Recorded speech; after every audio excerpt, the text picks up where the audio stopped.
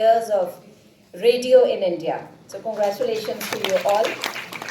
We've moved a long way from Indian Broadcasting Company, which was a private company initially, then Indian State Broadcasting Service, ISBS, to All India Radio, which Mr. Fielden named in 1936, and then here we are, and then we moved to when the Supreme Court ordered that the airwaves are public property. So we moved to private radios and local and community radios.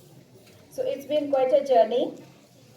You've, all of you in the private FM radios. मोहब्बत मेरे महबूब न मांग, मैंने समझा था कि तू है तो दरख्शां है हयात, तेरा गम है तो गमे दहर का झगड़ा क्या, तेरी सूरत से है आलम में बहारों को सवात, तू जो मिल जाए तो तकदीर निगुम हो जाए, यूं न था फकत मैंने चाहा था यूं हो जाए।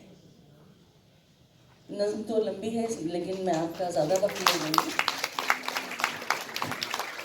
ही कह के अपनी बात को ख़त्म करती हूँ। ये जो आसमां पे सितारा है, इसे अपनी आँख से देख लो, इसे अपने हाथ से छू लो, इसे अपने होंठ से चूम लो कि इसी पे हमला है रात का।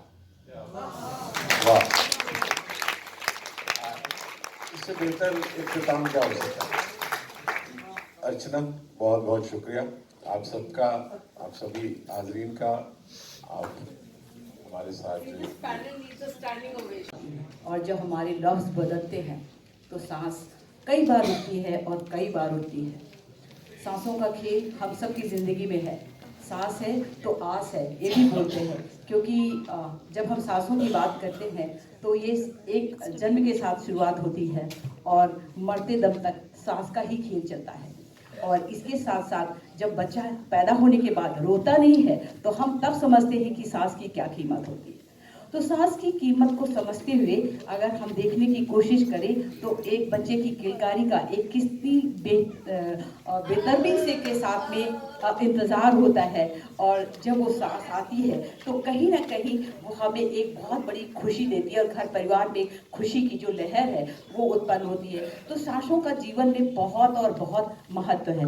उम्मीद करती हूँ कि मेरी जो सांस की ये कहानी है ये आप सब ने कई बार देखा भी होगा, सुना भी होगा और लोगों के साथ शेयर भी किया होगा, क्योंकि सांसों की कहानी कोई छोटी कहानी नहीं है, जन्म से शुरू होती है और मृत्यु तक चलती है। Thank you. बहुत खूब, आई थिंक अमल नहीं हुआ और बहुत खूबसूरती से इन्होंने इसको अदा किया।